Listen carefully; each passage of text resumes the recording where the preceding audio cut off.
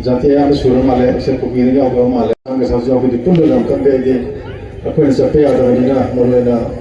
कामों की चीज़ आप मोरे नहीं चिंबो तो मसीह कंपनी को दाई समय मोरे ना कोई मिटे नहीं तबा पागल लम्बा दिन लगा सिंगा सब भी लगा याम चल रही पूरा शांति लांगा बा तब तो भी लगने में था जो चौंका के लोग ये कारण में चौंका आ जाने लगा कोई साथ में सब मिला बड़ी खंडे चला कान तम तम ना शांति से पूरा करने के लिए खुद ते का कोशिश लगा शांति लाके यादों मादे अदना तम तम डायलॉग तो का अथवा लाकने है भी था जब ले अदना मुस्मरो है ना अभी इस्लाम धर्म से पसंद इसी में रमजान था जे ऐसे वो खत्म में तने के लोग के हजाम जान का ना बगे नमो सब कोई थे में का था हम कोई मतलब से हजाम में सुन मत काना बगे कोई तो आगा शांति लोग हाई था हम कोई थे नहीं सुन मत कोई काना बगे अदना मसाई कोई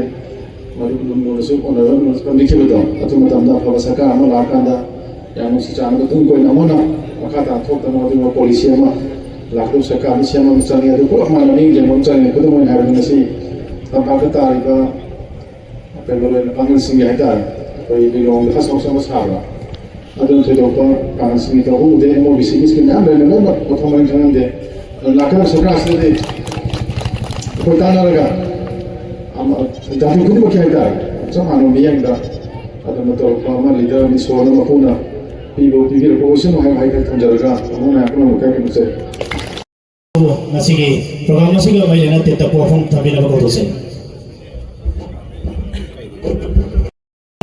इफ्तार की मतिंग मगुंदगी रोजा की मतिंग चाहिंदा की मतिंग मगुंदगी कुरान की मतिंग मगुंदगी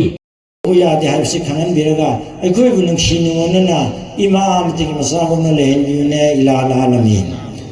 आलमीन निनिंबा हानिमुति मयाममनी अदुगन हाकी इफ्तार मतम अदु जवजिलबनिना अखोय मयाम मसी इफ्तार तोबगी मतम वेरे अखोय इफ्तार तोबो तमसे नीबु खुदिमो नान जाबी हाबी मतुमिना अखोय